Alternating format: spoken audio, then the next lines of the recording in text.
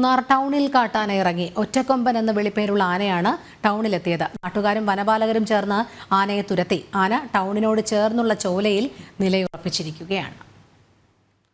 വിവരങ്ങളുമായി സുബിൻ തോമസ് ചേരുന്നു. സുബിൻ, ഇപ്പോഴത്തെ സാഹചര്യം? നിലവിൽ ഇപ്പോഴും ആന ഈ ഒരു ചോലയോട് ചേർന്ന് അല്ലെങ്കിൽ വനഭാഗത്തേക്ക് മാറിയിട്ടുണ്ട്. ഇന്ന് വൈകുന്നേരം 9 മണിയോടുകൂടിയാണ് ഇത്തരത്തിൽ ഒരു കാട്ടാന ഈ ഒരു മൂന്നാർ ടൗണിലേക്ക് എത്തുന്നത്. ഈ പടയപ്പയ്ക്ക് ശേഷം ഇത് ആദ്യമായാണ് ഒരു ആന ഈ ഒരു മൂന്നാർ ടൗണിന് ഉള്ളിലേക്ക് എത്തുന്ന ഒരു സാഹചര്യം ഉണ്ടായത്. ഒറ്റക്കൊമ്പൻ എന്ന് വിളിക്കുന്ന ഒരു കാട്ടാനയാണ് നിലവിലെത്തിയത്. ഇന്ന് രാത്രിയോടുകൂടി ഈ ഒരു SBI ശാഖയ്ക്ക് സമീപത്തേക്കാണ് ആന എത്തിയത്.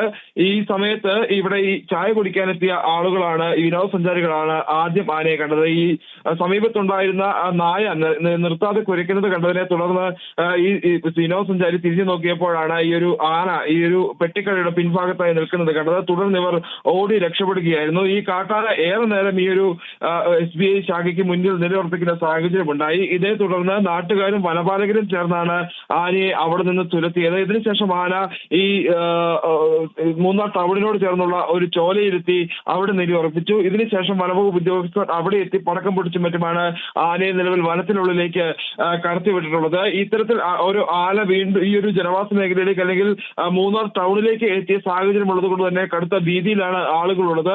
ഒരു തവണ ആന എത്തി എന്നുള്ളത് കൊണ്ട് തന്നെ ഇനിയും തുടർച്ചയായി ആന ഈ ഒറ്റക്കൊമ്പൻ എന്നുള്ള ആന ഇനിയും എത്താനുള്ള ഒരു സാധ്യതയാണുള്ളത് എന്നാണ് നാട്ടുകാർ പറയുന്നത്. അതേസമയം ഈ മാങ്കുളം മേഖലയിൽ നിന്ന് കറങ്ങി നടന്നിരുന്ന 2 കാട്ടാനകൾ, അതിലൊന്ന് കഴിഞ്ഞ ദിവസം പഴയ മൂന്നാർ ഭാഗത്തും എത്തി. അത്തരത്തിൽ കൂടുതൽ കാട്ടാനകൾ ഈ മൂന്നാർ മേഖലയിലേക്ക് എത്തുന്നു എന്നുള്ളതിന്റെ ഒരു ഭീതിയിലാണ് നിലവിലിപ്പോൾ മൂന്നാർ മേഖലയിലുള്ള ആളുകൾ.